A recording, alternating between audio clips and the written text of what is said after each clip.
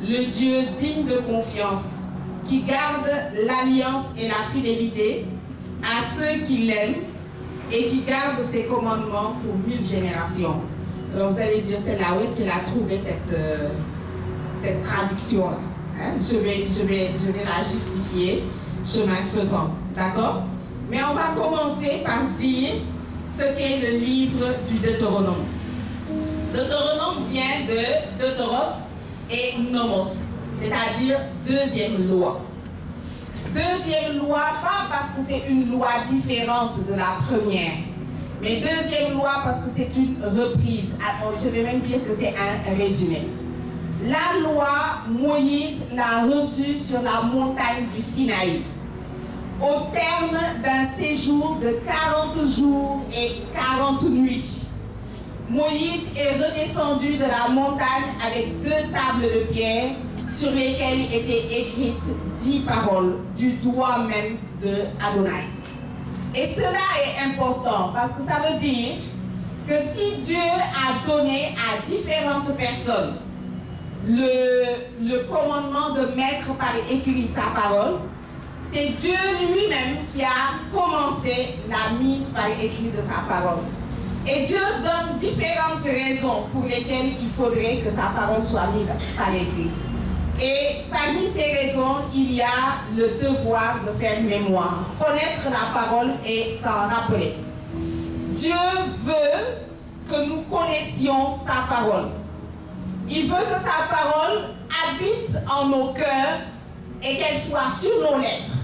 Qu'elle habite en nos cœurs et qu'elle soit sur nos lèvres, ça veut dire que même si on n'a pas notre téléphone avec nous où on a téléchargé la parole de Dieu, même si on n'a pas la Bible en livre avec nous, on devrait à tout moment répéter et répéter encore les paroles de Dieu. Parce que c'est une question de vie ou de mort. Dieu a dit, mes paroles sont esprit et elles sont vie.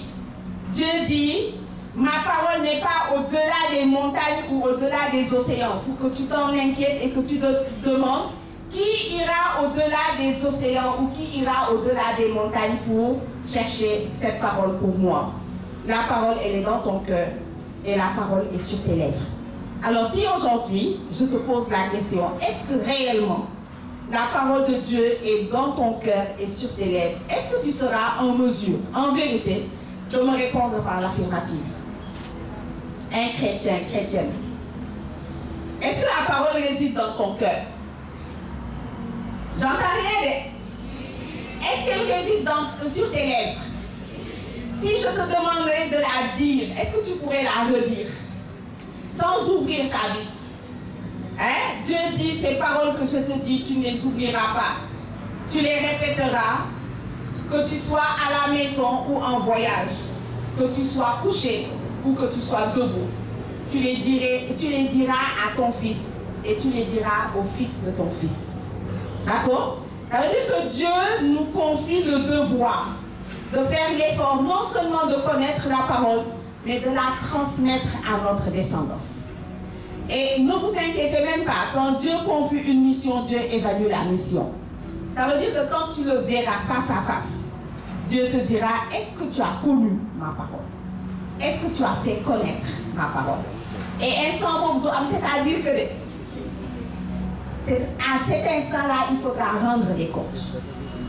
Li ma wax léegi mooy ni Yàlla daf ñu dénk kàdduwam te naruñu ko caaxaanee dañ ko nar a nangu dañ ko nar a jàng dañ ko nar a xam ndax saa su ne ñu mun wax ne ci dëgg-dëgg kàddu Yàlla mu ngi dëgg ci suñu xol te kàddu Yàlla mu ngi ci suñu ay tuñ mu ngi ci suñu gémmiñ ndax Yàlla moom moo woo Moïse ci tundu Sinaï. Moïse toog fa lu mot 4 fukki fan ak 4 fukki guddi di jokkook Yàlla ba Moïse di wàcc Yàlla dénk ko ñaari àlluwa ci àlluwa yooyu mu rëdd si fukki kàddu yooyu mooy ne mooy luwa mooy yoon ak yegle yu nga xam ne moom la dénk Israël daa ko dundee te képp ku bokk ci Israël danga war nga nekk sa kër wala ngay tukki nga toog wala nga tëgg nga taxaw danga nag di firi kàddu yàlla di jàngi kàddu yàlla te danga ko nar a jàngal sa doom ak sa sët ak sa ay sëtaat te loolu yàlla lu mu ñu sas la lu mu ñu dénk la te nekkaane yàlla bu ne yàlla dina am waxtu bu nga xam ne dinañu ne lan nga def ci li ma la dénkoon te bu boobaa lay du am dinañ ko wax ci dëgg-dëgg ndax jàng nañ kàddu wo ak ndax jàngale nañ kàddu wo léegi Moïse bi muy wàccee ci tund bi li muy gis daf ko jaaxaloon ba nga xam ne ñaari àlluwa yooyu ko yàlla dénkoon daf ko daal di sànni toj leen lan moo jaaxaloon Moïse ba mu sànni àlluwa ya bi muy wàccee ci tund bi lan la gis lan la Israël nekkoon di def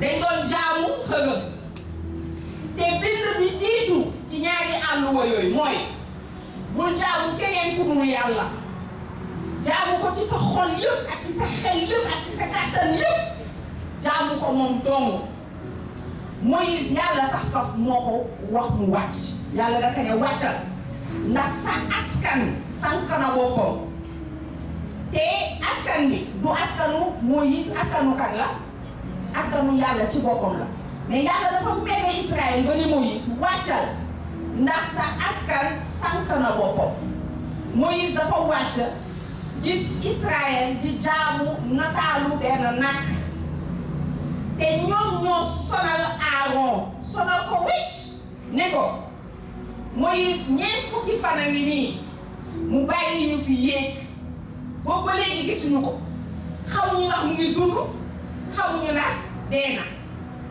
te yàlla bi ñu ne moom moo ñu goreel ci pharaon moom moo ñu indi ci manding bi boobu ba léegi musuñu ko teg bët kon yow yettal ñu benn yàlla ju nga xam ne ñun dinañ ko mën a gis ci la Aaron daal di tëggalu nataalu nag boobu ne leen nañu indi wurus bi ñu am ci ñoom jigéen ñi daal di tekki seen ay jaaro wurus te jaaro wurus yooyu yàlla moo taxoon ñu am ko parce que keroog bi ñu defee 430 années Égypte di liggéey ci dara mel ni ay jaamu pharaon bi leen yàlla nammee goreel yàlla dafa ne du ngeen liggéey ci neen na jigéen yi dem ci seen xaritu égyptienne ya ñu àbb leen ay takkaayu wurus na góor yi dem ci seen ay xaritu égyptien ñu àbb leen ay yére feet loolu mooy nekk seen payoor ci li ngeen liggéey ci at yooyu yëpp ngeen def biir Égypte kon naka la la yàlla di mayee loolu yow amoo loo ciy jëriñu lu dul nga dem seeyal ko ndax ñu mun tëgg benn nag ba pare nag Israël di woy di sujoot di wax ak nag boobu di naan Israël sujootal yàlla bi la goreel ci coono Égypte mu ngi nii yàlla meewoon na ci loolu ba dafa daal di ne Moïse képp ku nga xam ne bokk nga ci bàkkaar gii sa tànk du dëgg suufu Kanaan dëkk bi ma waat Abraham Isaac ak Jacob ne dinaa leen ko may ba faw. En fait, ce qui a écouté le séjour de Moïse sur la montagne, c'est la colère du Seigneur. D'accord. Ce qui a écouté le séjour de Moïse sur la montagne, c'est la colère du Seigneur. Et cette colère, elle a été provoquée par l'idolâtrie d'Israël. Parce que les fils d'Israël ont dit à Aaron, voilà 40 jours que Moïse est allé sur la montagne. Nous ne savons même pas s'il n'a pas été victime d'une bête sauvage. Est-ce que même il est encore en vie? Et depuis que nous avons quitté l'Égypte, ce Dieu-là, nous ne l'avons pas vu. Et ils ont fait à Aaron une demande redoutable. Ils lui ont dit, fais-nous un Dieu que l'on puisse voir. Les amis, un Dieu que l'on peut voir n'est pas un Dieu. C'est pour cela que la Bible, pour préserver la transcendance de Dieu, dit « Nul ne peut voir Dieu sans mourir ». Et Aaron a fait la statue d'un veau. Et pour plaquer cette statue d'or, Aaron leur a demandé de l'or. Alors les femmes d'Israël ont apporté les bijoux en or qu'elles avaient sur elles. Et cet or-là, c'est Dieu qui avait dit à Moïse, il ne sera pas dit que vous avez travaillé en Égypte pendant 430 années et que vous sortirez les mains vides. Que les femmes aillent voir les Égyptiennes et qu'elles empruntent des bijoux en or. Que les hommes aillent voir les Égyptiens et qu'ils empruntent des habits de fête. Et sachant que c'était la nuit de la Pâque et que les Hébreux allaient être chassés d'Égypte et qu'ils allaient partir, les Égyptiens et les Égyptiennes ont quand même donné leurs bijoux en or et leurs habits de fête. Et tout cela, c'est le Seigneur qui l'avait permis. Et donc, il n'y a pas de trahison plus grande que de prendre ce salaire qu'Adonai avait voulu pour eux et de le faire fondre afin que Aaron puisse plaquer ce veau d'or. Et ils ont fait des chœurs et ils chantaient en chœur, ils s'alternaient, ils dansaient, ils se prosternaient devant ce veau et ils disaient « Israël, voici le Dieu qui t'a fait sortir d'Égypte, prosterne-toi devant lui. » Et Dieu avait dit à Moïse « Descends, car ton peuple s'est fourvoyé. » Et c'est la colère de Dieu qui avait fait dire « ton peuple ». Et quand Moïse a vu de ses yeux cette, je vais dire liturgie, hein, mais c'est voilà, une parodie de liturgie, Moïse était tellement en colère qu'il a brisé ces deux tables de la loi qui étaient gravées du doigt même de Dieu. Et Dieu a dit que tous ceux qui ont participé à cette idolâtrie n'entreront pas dans la terre de Canaan que lui avait promis par serment à Abraham, à Isaac et à Jacob de leur donner à tout jamais. Et c'est pour cela que le séjour au désert a duré combien de temps? Combien de temps a duré le séjour au désert? 40 ans. Alors que si on calcule tous les mouvements qu'ils ont eu à faire, ils auraient pu traverser ce désert en 2 ans. Ils ont erré pendant 38 ans avant d'entrer dans la terre promise parce qu'ils ont adoré un veau au lieu d'adorer le Seigneur. Voilà. Ça veut dire que dans l'Ancien Testament, il y a des péchés que Dieu ne pardonne pas. Hein? Et le premier, c'est vraiment l'idolâtrie. Et cela n'a pas cessé. Quand Israël s'est donné un roi, après la période des juges, ils ont dit à Samuel, donne-nous un roi pour que nous soyons comme toutes les autres nations. Et là aussi, c'est une demande redoutable. Israël ne peut pas être comme toutes les autres nations parce que l'élection de Dieu a sorti Israël du milieu des nations et les a mis à part, ils sont consacrés. Donc c'est aux nations d'imiter Israël et non pas le contraire. Et on leur a donné un roi en la personne de Saül. Après Saül, parce que Saül a commis des fautes rituelles, il va être désavoué par Dieu. Et Dieu s'est vu parmi les fils de Jésé, le 8e fils de Jésé, un roi selon son cœur. Et c'était quel roi? David.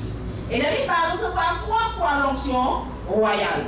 Une première fois, il sera oint par Samuel à Bethléem. Une seconde fois, il sera oint par toute la tribu de son père, la tribu de Juda à Hébron. Et une troisième fois, David sera oint comme roi par toutes les tribus d'Israël, encore une fois à Hébron. Et David a régné sur les 12 tribus unifiées pendant un long règne de 40 ans. Et celui qui va succéder à David, c'est son fils Salomon. Après Salomon, Roboam montera sur le trône de David. Mais sous Roboam, le jour même où Roboam devait être investi comme roi de tout Israël, il y aura un schisme. D'accord? Parce que Roboam n'a pas su prêter l'oreille à une demande du peuple, la demande d'alléger les impôts et d'alléger les corvées. Et les 10 tribus d'Israël vont dire une formule de rupture d'alliance. Qu'y a-t-il entre David et nous? Qu'y a-t-il entre le fils de Jessé et nous? Et ils vont faire sécession, ils vont aller fonder au nord le royaume d'Israël avec pour capitale Samarie.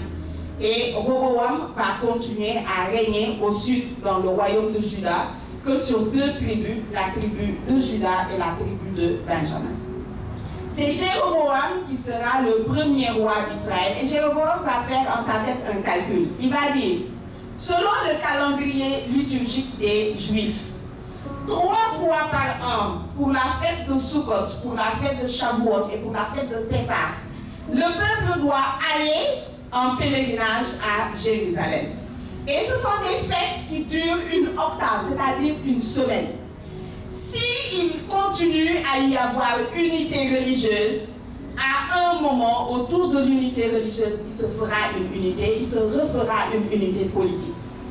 Et pour éviter cela, Roboam va ériger un sanctuaire dans le royaume du Nord, dans le royaume d'Israël. Et ce sanctuaire, il va le mettre sur le mont Garizim. Et comme que dans le sanctuaire de Jérusalem, il y a, qu'est-ce qui dans le sanctuaire de Jérusalem représente vraiment la présence de Dieu au milieu de son peuple. Et Israël dira même que c'est le marchepied de Dieu sur la terre. C'est quoi? L'arche d'alliance. Voilà.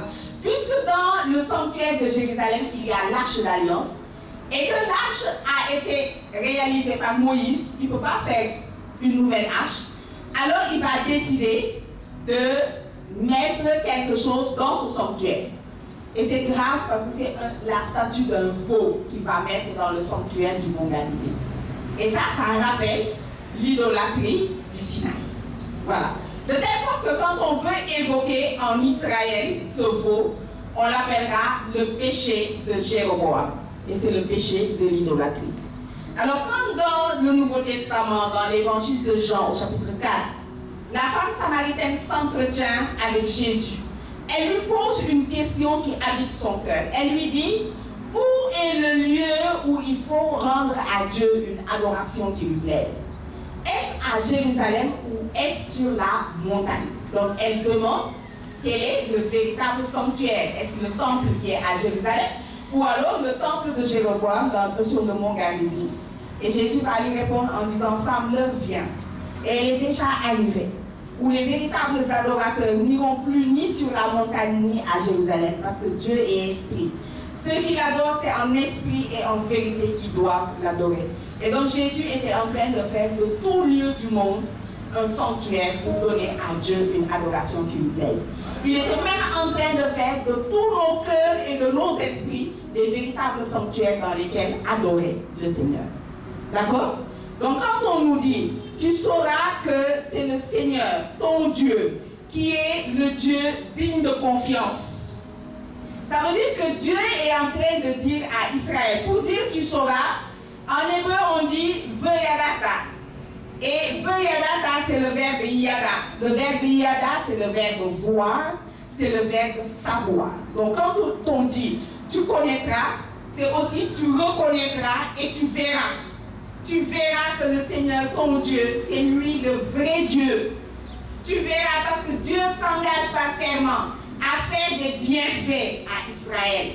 Et les bienfaits qu'il s'engage à faire à Israël, c'est de veiller à ce qu'il n'y ait aucune stérilité en Israël, ni chez les hommes, ni chez les femmes, ni dans le troupeau. Et quand Dieu assure qu'en Israël, il n'y aura pas de stérilité, ça veut dire que son peuple sera nombreux. Et pourquoi est-ce qu'Israël devait être nombreux? À qui est-ce que Dieu avait promis que sa descendance serait nombreuse? À Abraham. Nombreuse comme quoi? Comme les grains de sable au bord de la mer et comme les étoiles dans le ciel. Voilà. Et Dieu, quand il dit à Jérémie, Jérémie, que vois-tu? Jérémie lui répond, je vois une branche d'amandier. Et Dieu lui dit, tu as raison. Et l'amandier, quand vient les beaux jours, quand vient le printemps, l'amandier est le premier arbre à fleurir. Et Dieu lui dit, l'amandier est la branche du veilleur. C'est ainsi que moi je veille fidèlement sur ma parole pour l'accomplir. Et ce qu'il avait promis à Abraham, il veille à l'accomplir. Voilà. Et c'est pour cela qu'il dit qu'en Israël, il n'y aura pas de stérilité, ni chez les hommes, ni chez les femmes, ni dans le bétail. Donc quand on dit que les hommes ne seront pas stériles, c'est pour assurer la croissance numérique du peuple. Quand on dit que le bétail ne sera pas stérile, c'est pour assurer quoi? C'est pour assurer la richesse du peuple, la prospérité du peuple. Hein? En hébreu, la bénédiction se dit la beraka. Hein? C'est ce qu'on a translittéré en wolof par barke. Il y a le poulet barkel. Les poulets natal qui se tournent, d'accord? Quand Dieu dit qu'il n'y aura pas de stérilité dans le bétail d'Israël, c'est pour dire que lui-même va assurer la prospérité d'Israël. Et dans la mentalité juive, la bénédiction veut dire la multiplication de tes biens. Et quand Dieu te bénit, tu ne manques absolument de rien. Et Dieu dit, tu verras que c'est le Seigneur, ton Dieu, qui est le vrai Dieu. Donc tu verras ce que Dieu fera pour toi. Et parmi les choses que Dieu fera pour son peuple, c'est non seulement l'éloignement de la stérilité, mais c'est également l'enracinement d'Israël dans le pays qu'il a juré à Abraham, Isaac et Jacob de leur donner. Ce pays sera le leur pour les éternités d'éternité à tout jamais. L'enracinement dans le pays. D'accord? Une autre chose que Dieu promet à Israël, c'est les eaux ne te manqueront pas, les pluies ne te manqueront pas. Et quand on dit à une population agricole que la pluie ne leur manquera pas, ça veut dire qu'on est en train de leur assurer de bonnes récoltes. Voilà.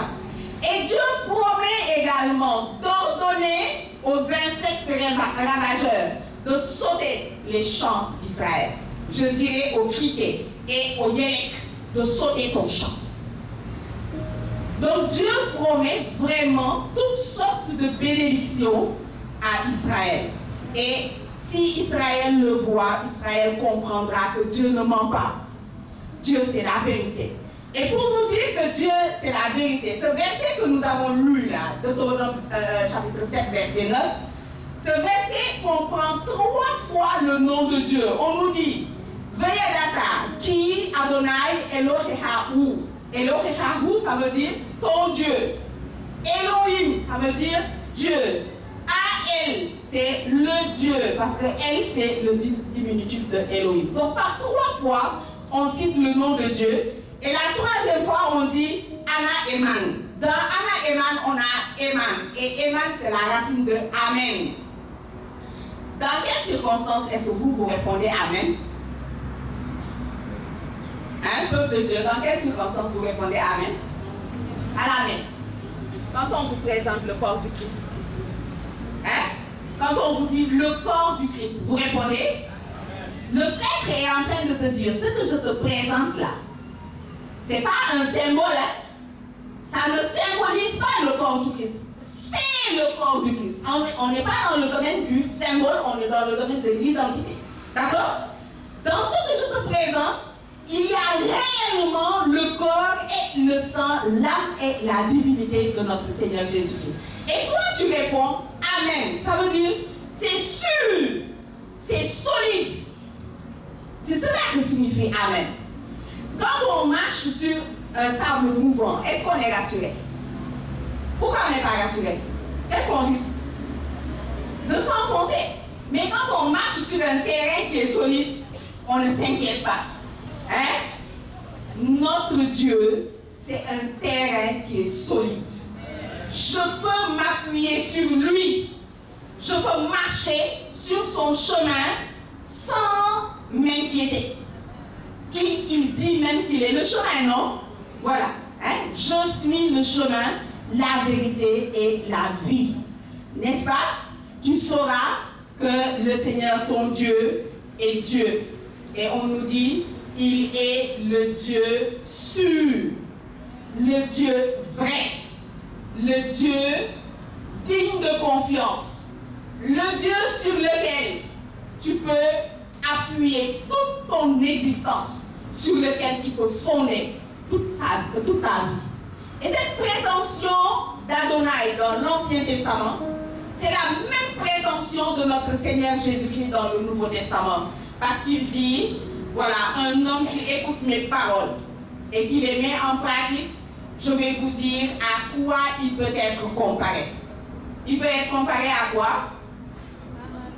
À un homme qui a bâti sa maison sur le roc. Donc Jésus, il est A-N, Ana, Eman. Il est le Dieu qui est solide, sur lequel on peut fonder notre existence. Il est le roc de nos vies. D'accord? Et Dieu continue en Deutéronome 7:9. Il dit, il est le Dieu qui garde son alliance. Quand il dit qu'il garde son alliance, il dit Shomer Abelit. Shomer, c'est on va dire l'éleveur. C'est l'éleveur qui garde son troupeau, n'est-ce pas? L'éleveur qui garde le troupeau, il connaît chacune de ses bêtes. N'est-ce pas ce que Jésus nous a dit en Jean chapitre 10? D'accord? Il connaît ses brebis et ses brebis le connaissent. C'est lui qui les garde. Ces brebis connaissent sa voix. Ils ne suivront pas la voix d'un étranger parce qu'ils ne connaissent pas l'étranger. Et l'étranger, il est venu pour voler. Il est venu pour tuer. Il est venu pour détruire. Lui, il est venu pour que tout homme ait la vie et qu'il l'ait en abondance. Comme il n'y a pas de match entre l'étranger et Jésus-Christ. Jésus, il est notre chômeur, il est notre gardien, il est notre berger. Et il dit le bon berger. Il dit ego sum pastor bonus. Il est le bon berger. Et c'est celui qui est le berger, qui garde son alliance. Et pour dire alliance, c'est le mot bérit. Quand les Juifs veulent établir une alliance entre deux parties, ils disent qu'ils vont faire karat bérit. Ça veut dire qu'ils vont trancher une alliance. Quand en Wolof on dit qu'on veut faire alliance, les face colorée, ça veut dire qu'on va nouer une alliance parce que l'alliance crée un lien. Le Juif, au contraire, il ne noue pas, il coupe. D'où vient l'expression couper l'alliance? Si on veut le savoir, il faut relire Genèse chapitre 15. Parce qu'en Genèse chapitre 15, Abraham, notre père dans la foi, excusez-moi de vous le dire, il est en train de douter. Le père des croyants doute. Pourquoi? Parce que parmi les promesses que Dieu lui a faites, il y a la promesse d'une descendance, vous l'avez dit tout à l'heure, aussi nombreuse que le sable au bord de la mer et que les étoiles au ciel. Or, Abraham avait 75 ans quand il était à Haran et que Dieu lui a dit quitte ton pays, quitte ta parenté et la maison de ton père et va vers la terre que je te ferai voir. Je te donnerai une descendance, je te donnerai une terre, je te donnerai un nom et je ferai de toi une bénédiction.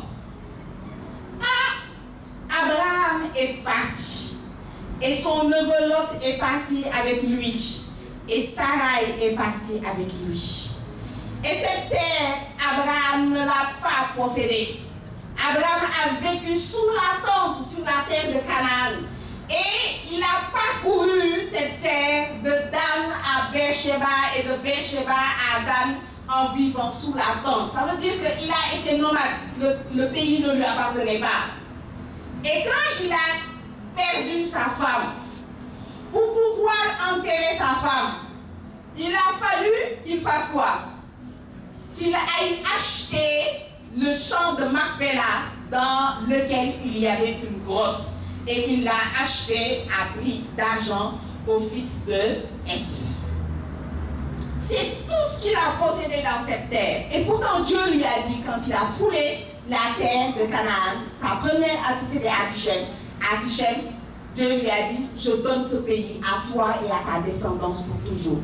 Mais il n'a qu'un petit bout de terrain qu'il a dû acheter. Quant à la descendance, il n'a rien vu. Des années et des années et des années. Il a attendu son fils 25 ans.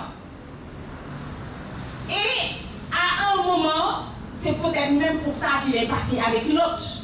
D'accord? Il se disait au cas où Dieu ne tiendrait pas sa promesse dans la coutume, quelqu'un qui meurt sans descendance, son neveu peut hériter de lui.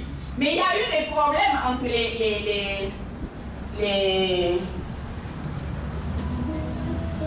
les éleveurs du troupeau de Lot et les éleveurs du troupeau d'Abraham. Et donc, ils ont dû se séparer et Lot a été s'établir sur les plaines de Sodome et Gomorrhe.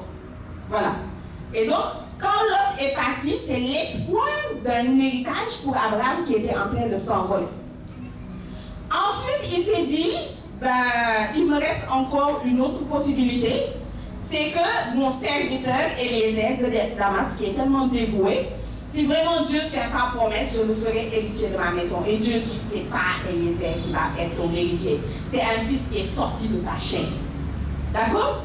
Après, il y a eu le plan de Sarah. C'était quoi le plan de Sarah? Agar, l'égyptienne. D'accord? Agar a eu un enfant et ça a coûté cher à Sarah parce qu'Agar s'est mis à mépriser Sarah. Donc, au moment où Abraham est en train de douter que Dieu est vraiment un Dieu sûr sur lequel il peut s'appuyer, à ce moment-là, Dieu va visiter Abraham. Et Dieu le visite en la personne de 3 voyageurs qui lui disent: l'an prochain, je reviendrai vers toi et ta femme, Sarah, tiendra un fils dans ses bras. Et Dieu a honoré sa promesse. Et Abraham a su que Dieu honore sa promesse. Mais Abraham, il a vu il n'a pas vu des étoiles dans le ciel ou le sable au bord de la mer, c'est un qu'il a vu. Mais toute la multitude d'Israël était présente en Isaac. Et l'espoir d'Abraham va encore être déçu. Quand Isaac va avoir 12 ans, Dieu va dire à Abraham quelque chose de terrible. Dieu va lui dire: prends ton fils. Et il insiste, Dieu lui dit: prends ton unique. Il insiste encore, il lui dit: prends celui que ton cœur aime. Et fais-le monter sur l'une des montagnes que je te ferai voir. Mais pourquoi Dieu joue comme ça avec les sentiments d'Abraham? Là, on a Abraham, non. Comment tu peux lui faire une promesse? Commencer à réaliser la promesse et vouloir tout détruire ensuite. Parce que Dieu, en réalité, quand il dit à Abraham de faire monter Isaac, Abraham, dans sa langue, il comprend 2 choses. Il comprend qu'il peut prendre Isaac par la main, gravir avec lui l'une des montagnes que Dieu lui ferait voir, c'est la montagne du Moria. Gravir avec lui le Moria, poser un acte d'adoration et redescendre avec lui. Mais fais-le monter, ça veut dire aussi, fais-le monter en fumée d'holocauste. Ça veut dire, monte avec lui sur la montagne, bâtis un autel, mets le bois sur l'autel, couche ton fils sur le bois et brûle-le. Que la fumée de cet holocauste-là monte vers moi. Et Dieu a laissé 2 possibilités à Abraham. Et le cœur d'Abraham, ce cœur de père, était broyé. Et au matin, Abraham est parti avec Isaac sans rien dire à Sarah. Je comprends qu'il n'ait pas dit à cette femme-là qui a accouché à 90 ans, qu'il ne lui ait pas dit: je prends ton fils là pour le faire monter en fumée dans le l'holocauste. Si c'était vous, les mamans là, qu'est-ce que vous alliez faire à Abraham? Vous alliez lui arracher les yeux, non? Donc Abraham n'a rien dit. Il est parti avec un âne, il a posé le bois sur l'âne. Dans un seau là, il avait le feu, il avait un couteau bien aiguisé. Il est parti avec 2 serviteurs et son fils. Et il a marché. Il a marché jusqu'à ce que Dieu lui montre la montagne du Moria. Et au pied de la montagne, il a dit à ses 2 serviteurs: demeurez ici. Je monte avec l'enfant, on va adorer et ensuite on va redescendre. Et quand le lecteur lit ça, il dit: Abraham a choisi la moindre part pour Dieu. Mais quand ils arrivent, quand ils gravissent la montagne, à un moment, Isaac va dire à son père: Père, je vois le feu, je vois le couteau et je vois le bois. Mais où est la victime pour l'Holocauste? Imaginez ce que ça a fait dans le cœur de ce père. Et Abraham, comme père des croyants, va lui répondre: le Seigneur pourvoira à l'agneau. Et voilà, c'est ce qu'on trouve dans le livre de la Genèse. Hein. Mais si on lit les récits de la tradition juive, ils vont plus loin. Ils disent que quand ils ont continué à gravir la montagne, Isaac dans son cœur a eu une intuition. L'intuition que c'était lui l'agneau du sacrifice. Et Isaac a consenti à ce sacrifice. Et il a dit à son père, Père, quand on sera arrivé au sommet, attache-moi bien sur le bois, de peur que je ne manque de courage et que je ne m'enfuis.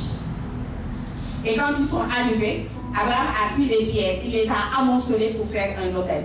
Il a posé le bois et Abraham a lié Isaac sur le bois de la croix. D'accord? Et Abraham a levé le couteau. Il a mis le feu sous le bois et il a levé la main avec le couteau.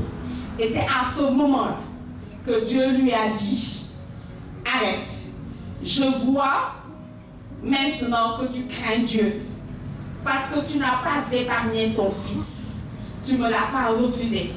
Je rendrai ta descendance aussi nombreuse, et Dieu répète encore, que les étoiles dans le ciel et le sable au bord de la mer. Ok?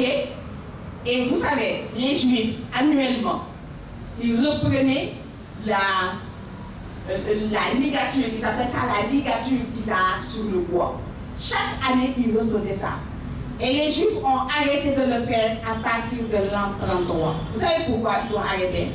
Parce qu'à partir de l'an 33, sur la montagne du Golgotha, ce que Dieu avait refusé à Abraham, il l'a fait lui. Il a pris son fils, il a pris son unique, il a pris celui que son cœur aime, et il a permis qu'il soit lié sur le bois. Et Dieu l'a exposé comme instrument de propitiation. Et si tu veux que Dieu te soit propice maintenant, il faut regarder à lui.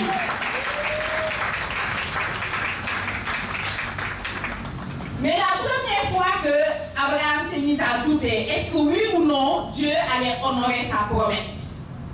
Comment saurais-je que ce n'est pas Eliezer de Damas qui sera l'héritier de ma maison?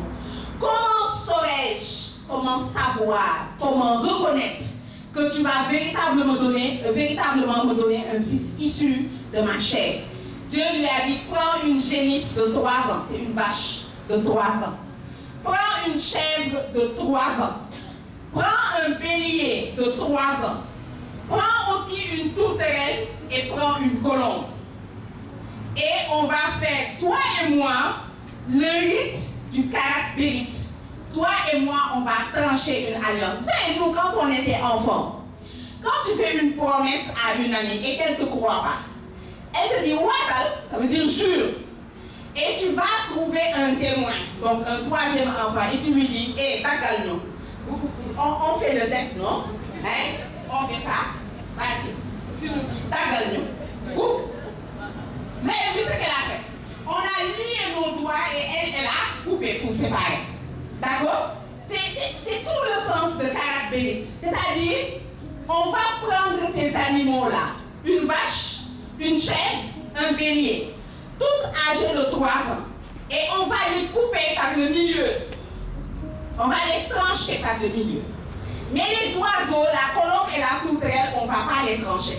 Par contre, on va venir les suspendre sur une allée d'arbres, hein, comme si ça c'était des arbres, et on suspend les quartiers d'animaux, d'accord? Au milieu de l'allée. Et après, les 2 parties contractantes, l'une après l'autre, vont passer au milieu des arbres. Et ils vont dire des paroles d'imprécation. Ils vont dire, si je manque aux promesses que je fais à mon allié, puisqu'on est en train de faire alliance, si je manque aux promesses que j'ai faites à mon allié, qu'il en soit de ma vie comme de ces animaux, que l'on me tranche et qu'on me suspende à un arbre. Mais Dieu avait dit, les oiseaux, tu ne les trancheras pas. Donc tu les suspendras en entier. Donc en principe, Abraham aurait dû passer en disant cette parole. Et ensuite, Dieu aussi aurait dû passer en disant ces paroles. Mais qui est passé? Qui est passé? Abraham est passé? Non. Abraham, qu'est-ce qu'il a fait au lieu de passer? Il a dormi. Dieu a fait tomber sur Abraham une torpeur, un grand sommeil, un étrange sommeil. Et Dieu seul est passé. il est passé sous la forme d'un four fumant et d'une torche enflammée. Et Dieu est passé en disant son nom. Et le nom de Dieu, c'est Adonai, Adonai. Dieu d'Abraham, Dieu d'Isaac, Dieu de Jacob, lent à la colère et plein de miséricorde, qui fait miséricorde sur 1000 générations et qui punit la faute des pères sur les fils pour 4 générations. Ça veut dire que Dieu a empêché à Abraham de prendre un engagement. Et Dieu, lui, s'est engagé pour lui et Dieu s'est engagé pour Abraham. Ça veut dire que Dieu a épargné Abraham de la malédiction. Il l'a épargné de l'imprécation. Et en lieu et place, il a dit, si je manque aux promesses que j'ai faites à Abraham, que l'on me suspende à un arbre. Et que si Abraham manque aux promesses de fidélité qu'il m'a faites, que l'on me suspende aussi sur un arbre. Alors vous comprenez pourquoi la descendance d'Abraham, qui n'est pas d'Israël, mais l'Israël de Dieu, c'est Israël ouvert à toutes les nations. Hein? Tous les descendants d'Abraham sont ceux qui ont la même foi d'Abraham en Dieu. Alors quand les descendants d'Abraham pêchent, vous comprenez pourquoi le péché doit être réparé par, voilà, notre colombe qui est suspendue à un arbre. Et ils lèveront les yeux vers celui qu'ils ont transgressé. Parce que cette alliance que Dieu avait faite avec Abraham, cette alliance, elle a été plusieurs fois violée par l'infidélité d'Israël. Elle a été plusieurs fois violée par l'infidélité de l'homme. Alors, Dieu à chaque fois a fait des reprises d'alliance. À chaque fois, Dieu a conclu de nouvelles alliances. Et à chaque fois, ces nouvelles alliances ont été brisées par les infidélités, le péché de l'homme. Et c'est le prophète Jérémie qui va annoncer une alliance nouvelle. Et pour la charte de cette alliance nouvelle, elle ne sera plus écrite sur des tablettes de pierre, mais elle sera écrite où? Où est-ce que Dieu écrira la loi de cette alliance nouvelle promise par Jérémie? Il l'écrira sur nos cœurs et sur nos fronts. Ça veut dire que cette loi nouvelle sera ainsi dans nos cœurs et dans nos pensées. Et cette loi nouvelle, c'est la loi de l'amour. Jérémie a entrevu cette alliance nouvelle. Mais qui c'est qui va réaliser cette alliance nouvelle? Jésus. Quel jour? Quel jour il va réaliser ça? Le jour, la veille de sa passion. C'est le jeudi saint. Voilà. Quand il va dire, prenez, mangez. Ceci ne symbolise pas. Ceci est mon corps. Livré en rémission des péchés de qui? De la multitude. De la multitude de tous les fils d'Adam. Quand il va bénir la coupe, il va dire à ses apôtres, prenez, continuez, buvez. Ceci est le sang de l'alliance nouvelle et éternelle, versé en rémission des péchés de la multitude. Jésus est notre alliance avec Dieu. Une alliance nouvelle, une alliance éternelle, une alliance que tes péchés ne peuvent pas briser, aussi grave qu'ils soient. Parce que l'amour de Dieu ne se décourage pas avec les infidélités de son peuple. Dieu est toujours prêt à faire miséricorde. Dieu dit, venez et plaidons. Si vos péchés sont rouges comme l'écarlate, ils deviendront blancs comme la neige. Et le foulon qui purifie nos péchés, c'est le sang de l'agneau. Et quand nous plongeons dans le sang de l'agneau, on ne ressort pas rouge, hein? On ressort comment? Blanc. Allez demander à Saint Jean. Dans la vision de l'Apocalypse, Jean a vu une foule immense que nul ne pouvait dénombrer. Ils portaient quoi, ces gens-là? Leur code dressing, c'était quoi? Ils étaient vêtus de blanc. Tous. Et ils portaient des palmes. Et ils chantaient le cantique de l'agneau. Et l'ancien a dit à Jean, qui sont ces personnes? Et Jean lui a dit, c'est toi qui le sais. Et l'ancien lui dit, ils viennent de la grande épreuve. Ils ont lavé leurs robes et ils les ont blanchis dans le sang de l'agneau. Les amis, le jour que l'église t'a baptisé, dis merci à tes parents. Parce qu'ils sont venus à l'église et ils ont demandé le baptême pour toi. D'accord? Et le jour que l'église t'a baptisé, l'église t'a remis un vêtement blanc pour te dire que tu es sanctifié par le sang de l'agneau. Est-ce que tu sais que tu es saint? Si tu t'appelles comment? Hermine. Hermine, après ta mort, si on n'écrit pas sur le calendrier Sainte Hermine, c'est que tu as vécu en vain. Parce que Jésus a payé le prix pour te sanctifier. Et on t'a donné la robe blanche pour te dire que c'est une réalité déjà acquise. Tu fais partie d'une foule immense de témoins. La foule des saints qui ont lavé leur robe et qui les ont blanchis dans le sang de l'agneau. Ça veut dire que dans notre vie, nous avons juste à manifester la sainteté ontologique qui appartient à la tête de l'église. Et la tête de l'église, c'est qui? La tête ne peut pas être sainte. Et que les membres ne soient pas saints. Le jour de ton baptême, Jésus-Christ t'a incorporé, il t'a mis dans son corps. Tu es devenu un membre de son corps. D'accord?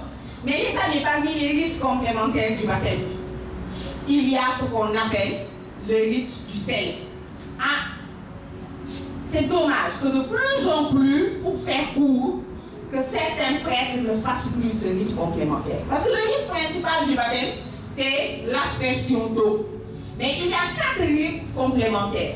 Il y a le rite du vêtement blanc, il y a le rite de la chrismation avec le Saint-Crème, il y a le rite de la reddition de la lumière, parce qu'on va allumer au siège pascal une lumière et dire aux parrains, marraines, papa, maman, recevez cette lumière de la foi. Mais il y a également le rite du sel.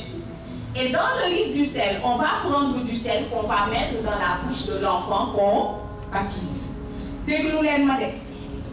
Gis nga bi jàngu bi jëlee xawam dugal ko ci seen biir gémmiñ xam nga lan la jàngu bi wax jàngu bi nee na bés bu ngeen wooyee Jésus Christ bés bu ngeen wàccee li ngeen ko dikk yàlla na seen dund doon kasara noonu la jàngu bi wax de na seen dund doon kasara ni suuf su nga xam ne dañ ci sotti xorom bu fa dara sax bu fa dara meññ. Je vais le dire en français.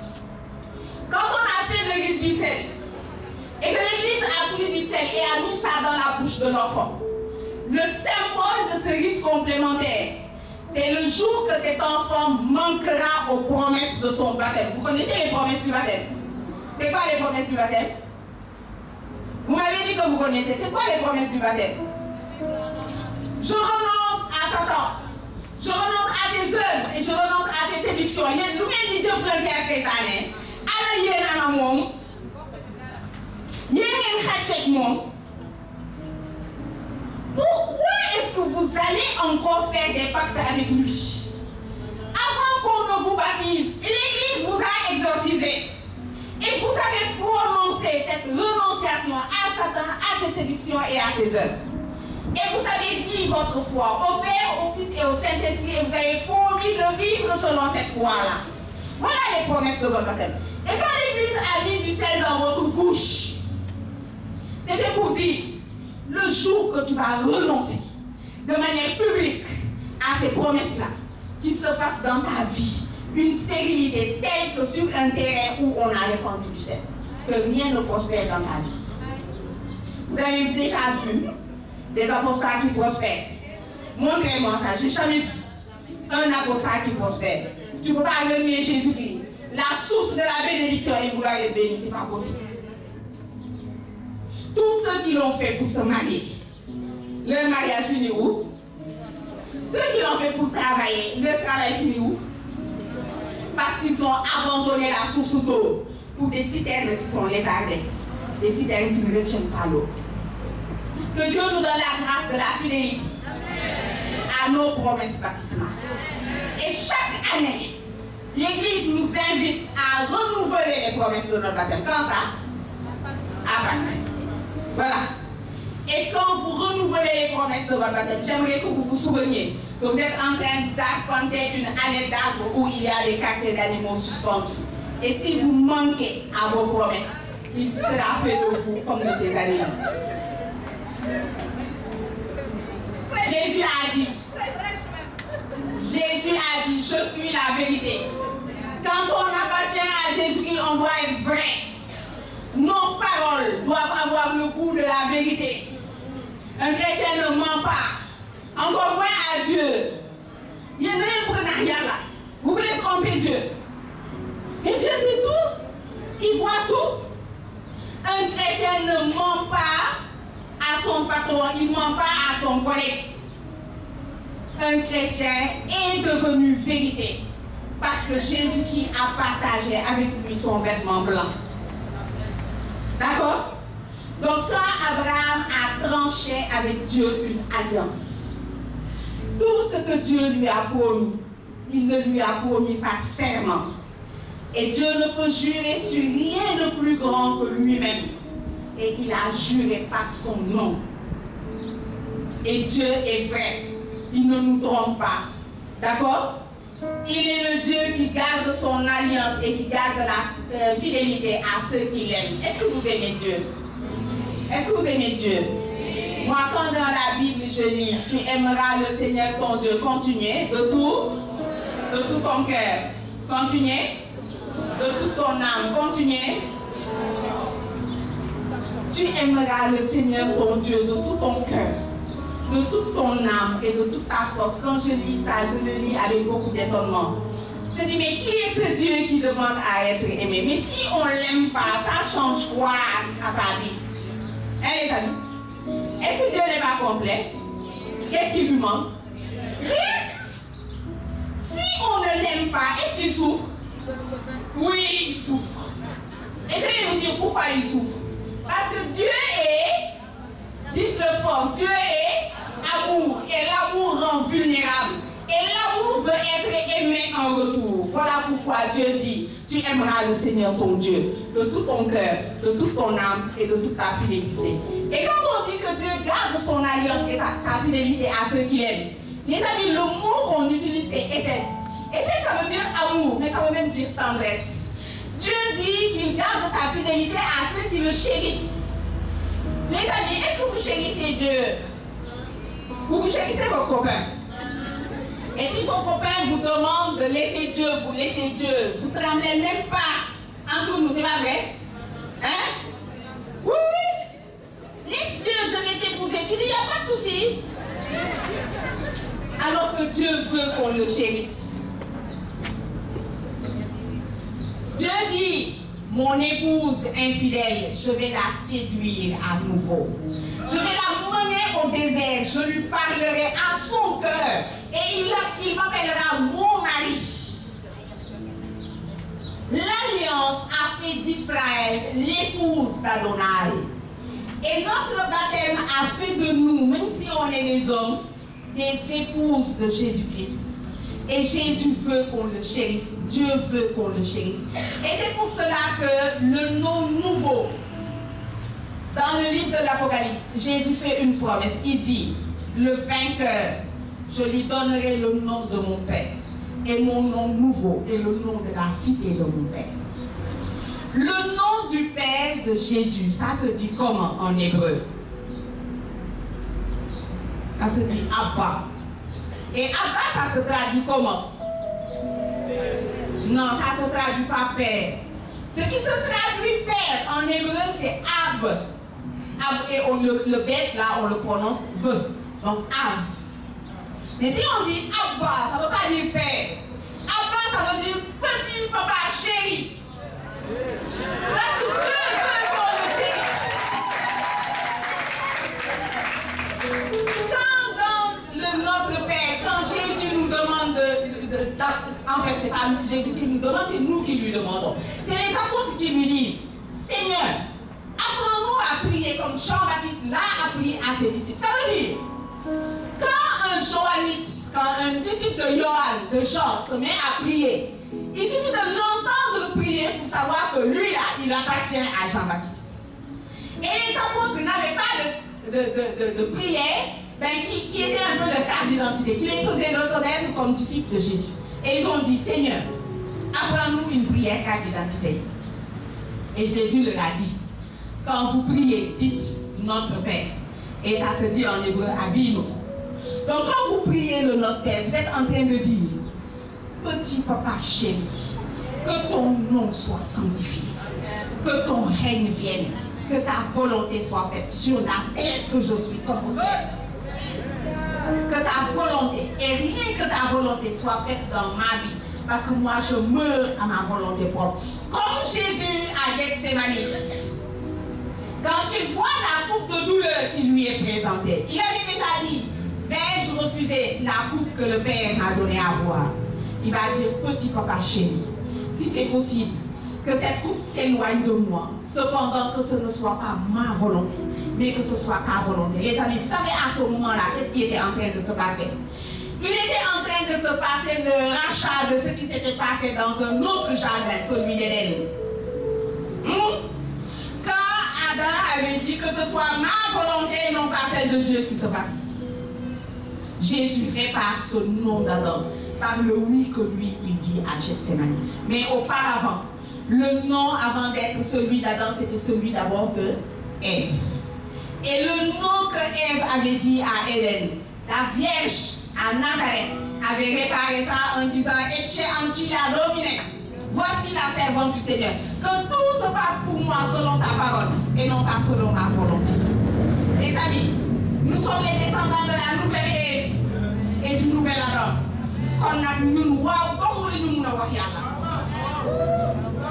Étant les fils de la nouvelle Ève et du nouvel Adam, nous ne pouvons que dire oui à Dieu. Nous ne pouvons que dire que ta volonté soit faite sur la terre comme dans le ciel. Et quand nous disons cela, notre Père nous donne notre pain de chaque jour. Le pain, ce n'est pas seulement ce qu'on mange. Le pain, c'est toute la bios qu'il nous faut pour vivre. Tout ce dont tu as besoin pour demain, Dieu passera toute la nuit à te le préparer. Et c'est pour cela qu'un enfant de Dieu ne s'inquiète pas. Parce que Dieu a fait alliance avec toi le jour de ton baptême. Et que Dieu ne se dédie pas. Dieu n'est pas un homme pour mentir. Il n'est pas un fils d'homme pour se rétracter, nous dit le livre des Nombres. D'accord? Paul va dire que ses promesses ne sont que oui et amen. Jésus, dans le livre de l'Apocalypse, on l'appellera l'Amen. Quand les musulmans s'appellent l'Amen, c'est ça, hein? Amin, ça veut dire Amen. Donc l'Amen, ça veut dire l'Amen. Jésus, c'est l'Amen. C'est l'Amen de Dieu. On dit son nom, c'est le véritable. Son nom, c'est le témoin fidèle. Il ne peut pas manquer à ses promesses. D'accord? Dieu garde son alliance et sa fidélité à ceux qui le chérissent. Et qui gardent ses commandements. Les amis, quand on dit Dieu garde ses promesses et sa fidélité, toutes les Bibles traduisent pour 1000 générations à ceux qui le lui promettent. Mais quand ils disent il garde ses promesses pour 1000 générations à ceux qui l'aiment, ils sont en train de tordre la structure de la phrase en hébreu. Parce que si vous lisez ce texte en hébreu, pour 1000 générations, ça vient à la fin du verset 9. Ça veut dire que Dieu garde son alliance et sa fidélité à ceux qui l'aiment. Donc ceux qui l'aiment et qui gardent ses commandements pour 1000 générations. Vous pensez qu'il n'y a que Dieu qui a devoir de fidélité envers vous? Vous avez devoir de fidélité envers Dieu pour 1000 générations. Et quand on dit 1000 générations en hébreu, c'est le Elef d'or. Et d'or, ça veut dire génération. Elef, ça veut dire 1000. Mais d'or, ça veut dire aussi pour toute la vie. Donc Dieu garde sa promesse, Dieu garde sa fidélité et son alliance à ceux qui gardent ses commandements pour toute leur vie. Jésus nous a informés. Dieu également, par le prophète Ézéchiel, nous a informés. Il dit, si le méchant revient de sa conduite, s'il se convertit et qu'il se comporte bien, Dieu va lui donner toutes ses promesses. Mais si le bon revient de sa bonté et qu'il se pervertit, tout ce que Dieu lui avait promis va lui échapper. Et vous dites que le Seigneur n'est pas juste. Maison d'Israël, c'est vous qui n'êtes pas juste. Ça veut dire qu'il ne s'agit pas d'être baptisé. Et quand on commence à prendre de l'âge, comme on se fixe des délais, non?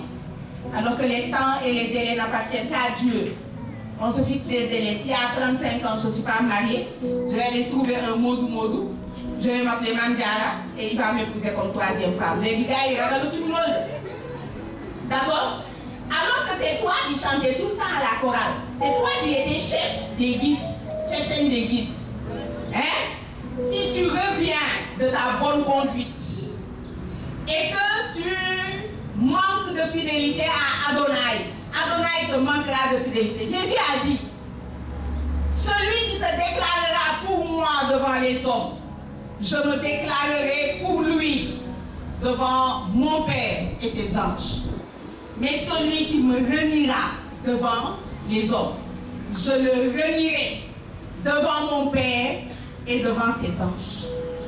Alors que quand viendra le temps du jugement, on ne comptera que sur Jésus pour entrer au ciel. Parce que quand les portes du paradis se sont fermées, c'est lui la clé de David qui est mort afin que cette porte reste ouverte. Et il s'est montré à Jean dans la vision inaugurale de l'Apocalypse. Et il lui dit, je suis le premier et je suis le dernier. Je fus mort, mais me voilà vivant pour les siècles des siècles, détenant dans ma main les clés de la mort et du séjour des morts. D'accord? Et il détient également dans ses mains les clés du ciel. Alors que le Saint-Esprit, qui est l'esprit de notre baptême, nous donne de vivre fidèles aux promesses de notre baptême, afin que nous courions jusqu'au bout de la course, et qu'après avoir mené le bon combat, nous recevions la couronne, celle qui ne se flétrit pas, et que notre récompense ne nous échappe pas après avoir connu le bon chemin. Que Dieu vous bénisse.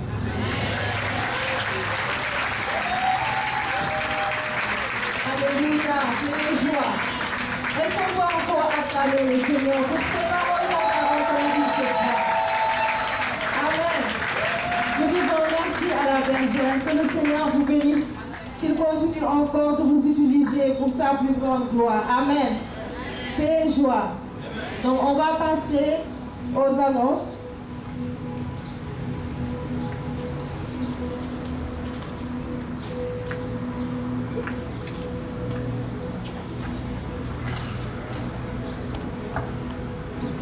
Donc pour les annonces, il y a des enveloppes de soutien qui sont disponibles auprès du ministère Organisation pour soutenir la campagne d'évangélisation.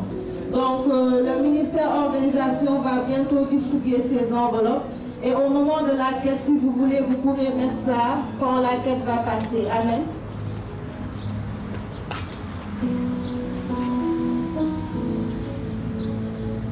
Donc il y a le livre du berger du groupe Emmanuel de Sainte-Thérèse qui est disponible, c'est là.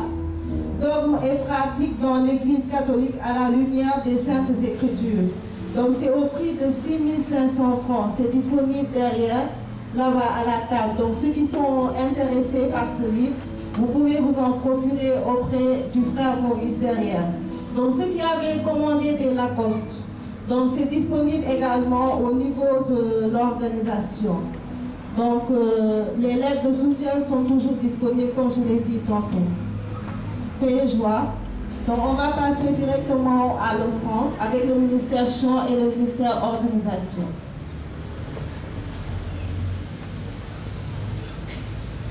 J'ai vu la puissance de Dieu, j'ai vu tout ce qu'il a fait pour moi.